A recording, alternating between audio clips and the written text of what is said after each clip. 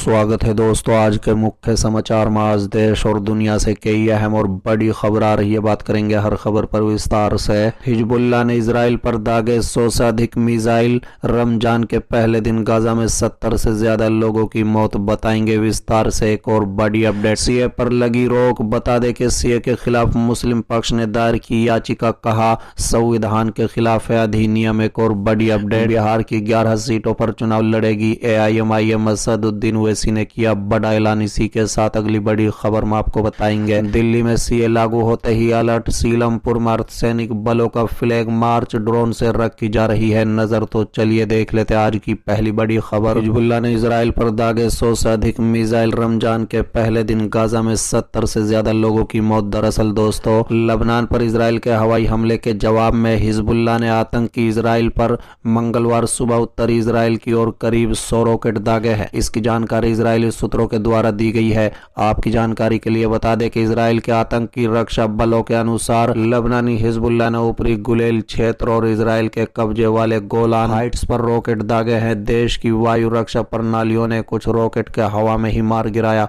हमले में किसी का हताहत होने की तत्काल कोई जानकारी नहीं है। बता दें कि आईडीएफ ने एक बयान में पुष्टि की है कि उसके युद्धक विमानों ने हिजबुल्लाह के रॉकेट हमलों के जवाब में सुबह रॉकेट दागने के लिए इस्तेमाल किए गए 3 लॉन्चरों को मार गिराया। लबनान की राजधानी बैरूत से करीब 45 किलोमीटर दूर बेका घाटी में इजरायली हवाई हमले के जवाब में हिजबुल्लाह ने ये हमले किए। इजरायली सीमा से करीब 100 किलोमीटर दूर स्थित बेका घाटी को हिजबुल्लाह का गढ़ माना जाता है। आईडीएफ ने एक बयान में कहा है कि गोलान हाइट्स की ओर हिजबुल्लाह द्वारा किए गए हवाई हमलों के जवाब में हिजबुल्लाह की वायु सेना से संबंधित 2 ठिकानों को निशाना बनाया गया है। रमजान के पहले दिन रविवार को गाजा में इजरायली हवाई हमले में 70 लोग मारे गए। बता दें, गाजा के स्वास्थ्य मंत्रालय ने इसकी पुष्टि की है। आपकी जानकारी के लिए बता दें कि इजरायली हमलों में अब तक 31,112 फलस्तीनी लोग शहीद हो चुके हैं। चलिए अगली खबर। सीए के खिलाफ मुस्लिम पक्ष ने दायर की याचिका, कहा संविधान के खिलाफ है अधिनियम। दरअसल दोस्तों, नागरिकता संशोधन कानून यानी सीए के खिलाफ सुप्रीम कोर्ट में याचिका दायर की गई है। बता दें कि ये याचिका इंडियन यूनियन मुस्लिम लीग की ओर से दायर की गई है, जिसमें कानून पर रोक लगाने की मांग की गई है।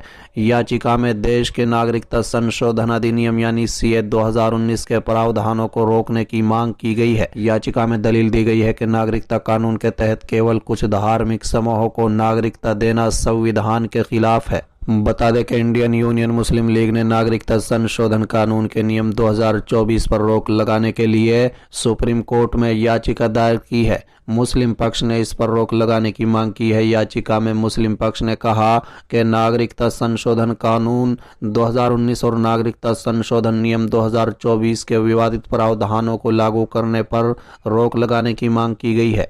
याचिका में मुस्लिम पक्ष ने कहा है कि अधिनियम और नियमों के परिणाम स्वरूप मूल्यवान अधिकार सृजित होंगे और सिर्फ कुछ धर्मों के लोगों को नागरिकता दी जाएगी, जिस वजह से इस समय की रिट याचिका को लंबित रहने के दौरान सफल होने की स्थिति बिल्कुल भी नहीं है। चलिए अगली खबर। बिहार की 11 सीटों पर चुनाव लड़ेगी एआईएमआईएम। असदुद्दीन ओवैसी ने किया बड़ा ऐलान। दरअसल दोस्तों, इलेक्शन कमीशन जल्द ही आगामी लोकसभा चुनाव की तारीखों की घोषणा कर सकता है। इससे पहले तमाम राजनीतिक पार्टियों ने अपनी तैयारियां शुरू कर दी हैं। बता दें, मोदी लगातार रैलियां कर रहे हैं। साथ ही बीजेपी चुनाव के लिए अपने उम्मीदवारों के नाम फाइनल करने में लगी हुई है।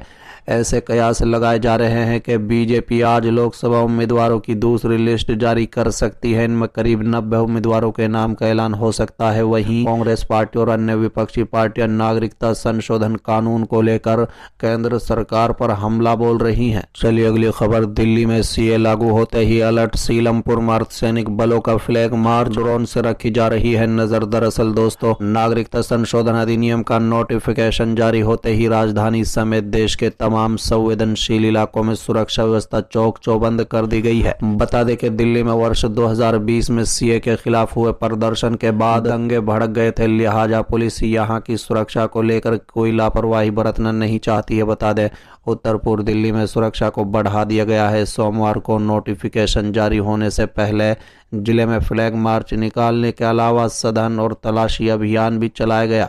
कई जगह पुलिस ने ड्रोन का भी इस्तेमाल किया। मंगलवार की सुबह दिल्ली पुलिस और आरएएफ की टीम ने सीलमपुर में फ्लैग मार्च किया। वरिष्ठ पुलिस अधिकारियों का कहना है कि दोनों समुदाय के लोगों से बातचीत की जा रही है। अमन कमेटी की अब तक 29 बैठकें हो चुकी हैं। इसमें एक बैठक जिला सतर पर हुई।